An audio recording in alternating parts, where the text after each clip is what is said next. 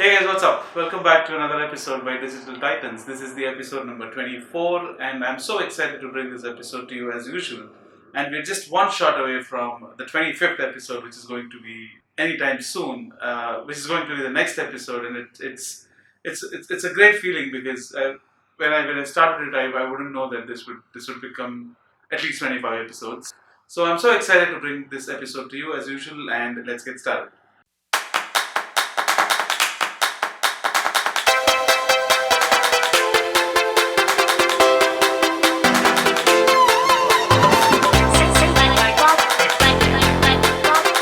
The first update that I have for you today is from LinkedIn, and LinkedIn is allowing you to make a lot of changes to its ad platform, and you would be able to track LinkedIn ad metrics and attribution using the Google Campaign Manager. Now, this is exactly how this is going to work. Now, if you're using Google Campaign Manager, which is Google DoubleClick as it was known earlier, now using this DoubleClick ad manager, you would be able to track your LinkedIn sponsored content ads, which include images, which include content, which includes videos, and you can track these sponsored content on the Google Campaign Manager. Along with that, you will also be given the functionality to make sure you have the attribution metrics on LinkedIn available in the Campaign Manager as well.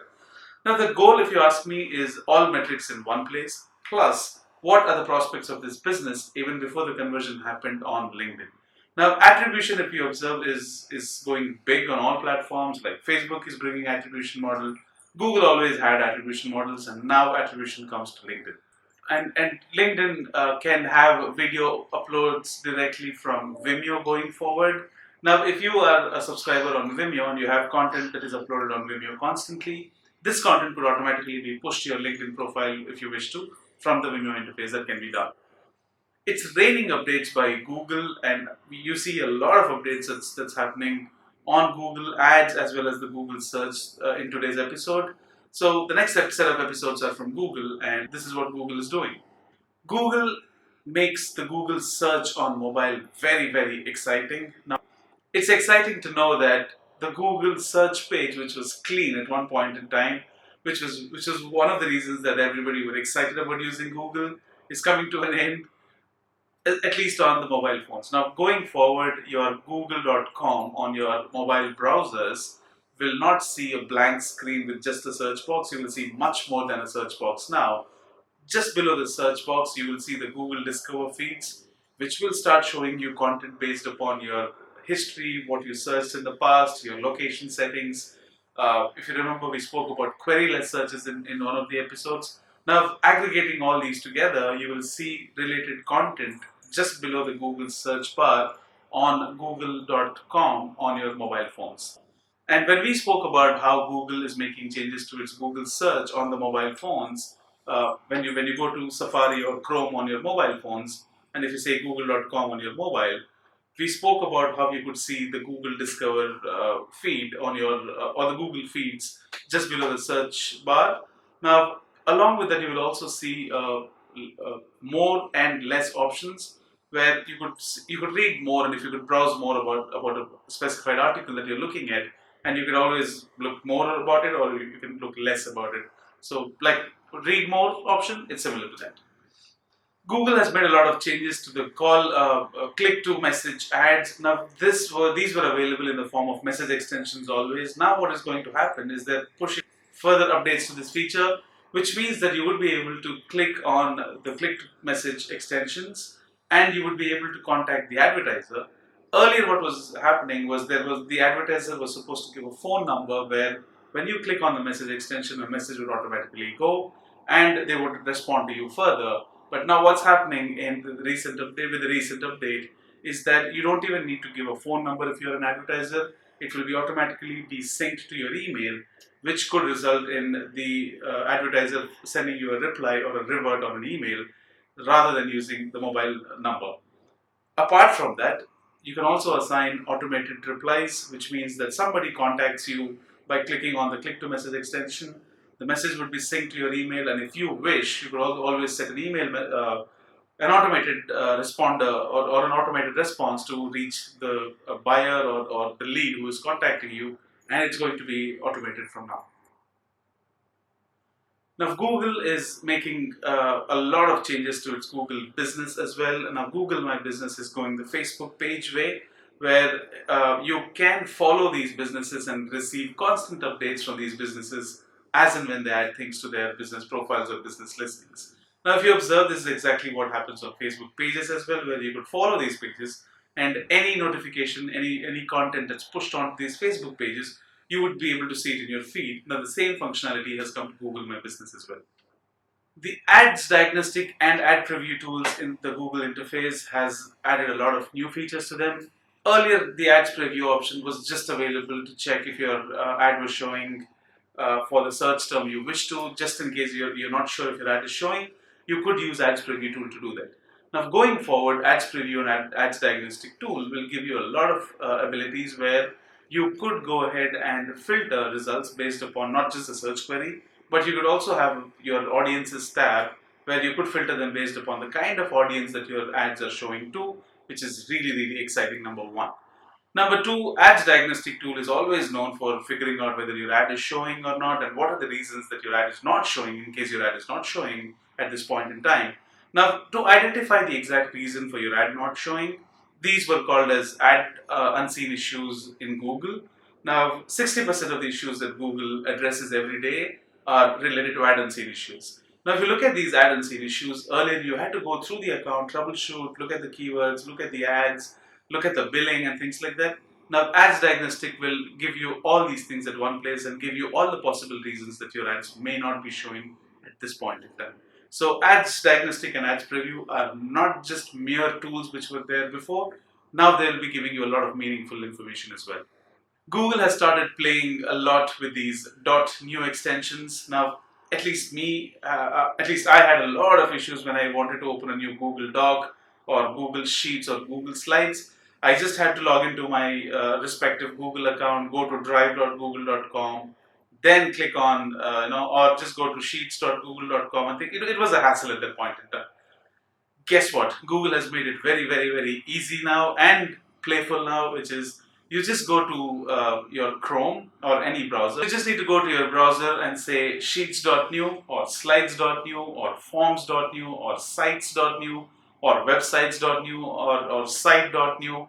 You do any of these things with the .new extension, it automatically opens a new slideshow or a new Google spreadsheet or a Google Doc or a Google form or a Google site. It's very exciting, it's very easy if you ask me. Just say sheets.new and you will have a new Google spreadsheet created. That's exciting. The last piece of update that I have about Google today, do you know what featured snippets are? So you just go to google.com and say 10 travel destinations in India, and you will see some listings, right? And there's a featured snippet that's always shown, which is a slightly bigger article than the typical search result listings that we see. Now, a featured snippet means that it possibly has a better ranking and it occupies most of the space that are typically consumed by the Google ads, and you will see a lot of other information without even going to the website. Now, in some of the accounts, it's reported, according to some people's Twitter feeds, some people have posted on Twitter that they're able to see two such featured snippets on the Google search, which is occupying most of the first fold of your laptop or desktop that you're looking at. Now, two featured snippets can actually be very, very exciting because it's giving another website an additional functionality or the ability to leverage on the featured snippets to show most of their website content. Now, that gives a lot of them hope that the first featured snippet is all that you wanted to feature. And if that's not possible, if you're not able to meet that position, you at least have a better share of what you, compared to what you had before, which is the second featured snippet. Snapchat launches new lenses for the desktop app that it has launched, which is done on the web for Chrome and for Windows and for Mac, and it is mostly to let people know about the effectiveness of lenses and how people can get started with these. Now, when you are doing a live broadcast using your web or a laptop or a desktop, now they have introduced new kind of lenses that you could use while you're doing a broadcast. Talking about Bing, I believe it's slowly catching up with the trend, and it's slowly catching up with Google and trying to get a fair share of the advertising revenue. Now, if you look at what Bing has done, Bing has launched the new product ads with an additional fee, with additional features. You would be able to show about 10 to 11 images in your product ad feed. When people search for shoes, let's say you see ads related to shoes in the form of the product listings. Now you're able to add more images compared to what you could do before. Now this is the first update from Bing.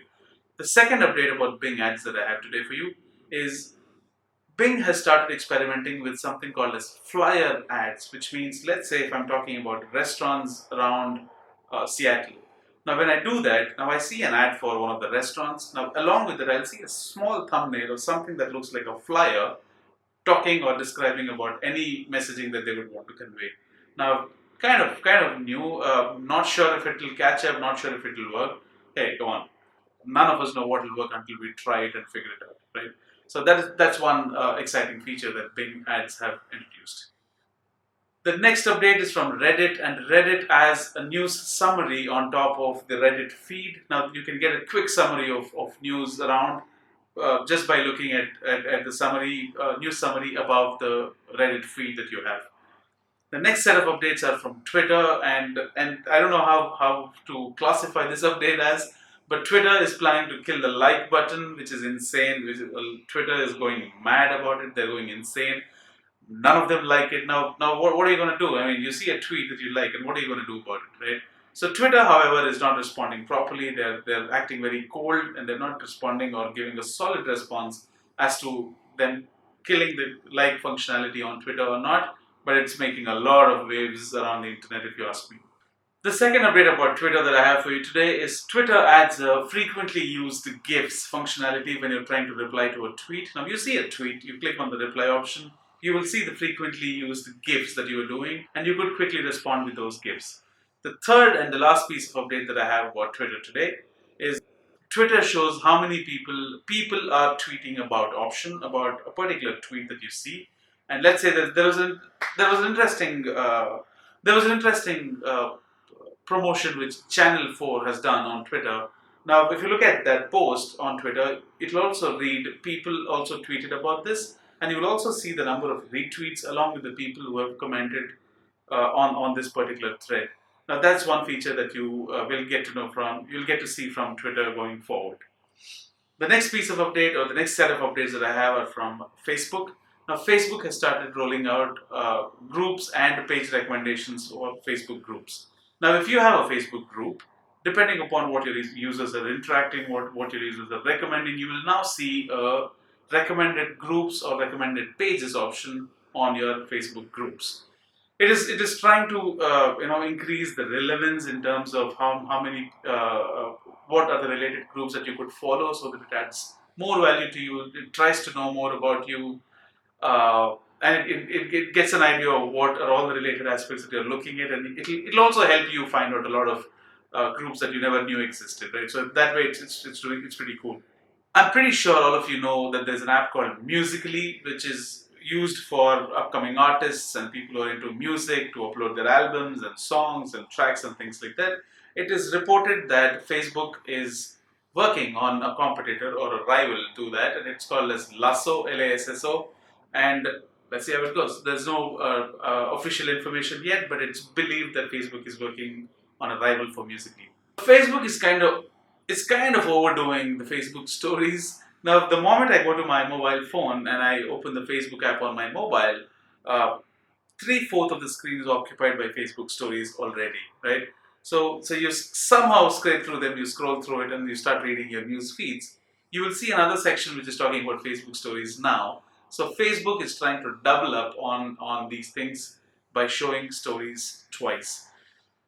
It's annoying, to be honest, but there may be some people who like it, or who are only there to look at stories of other friends and family, but you never know. The next piece of update that I have about Facebook is when you send a link on Facebook Messenger to one of your friends or families on Facebook. Now, earlier the link would give you a thumbnail of a preview of what you would expect from the link, but now you will also see an option called About This link. When you click on that, it will tell you what the description about that link. Now, they have initially tried using this while you're posting on Facebook in your feed, but now this option will start appearing when you share a link to anybody on Facebook Messenger with a small I icon which says about this article, and people can know more about this article as such. The last set of updates that I have is about Instagram. Since Halloween is around the corner, Instagram has launched a new photo filter for Halloween. Now, if you use, depending on what camera you use, it has introduced new effects. If you're using the front camera of your phone, you get to see a different set of effect. And if you're using a rear camera, there is another effect that comes into play, and it's spooky, right? So they're trying to capitalize on the trend and come up with something for Halloween. Now, Instagram is also showing the number of people who liked a particular post, like how Facebook showed. It shows how many people, in small circles, it'll show how many people liked a particular post along with the number and along with their profile thumbnails, which are very, very, very tiny. But that was what Facebook was doing at some point in time.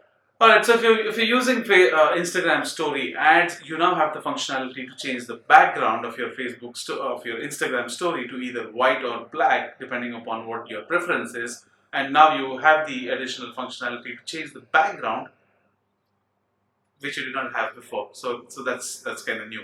Instagram, along with the posts that you liked, well, let's assume that you liked 3 posts on Instagram related to food.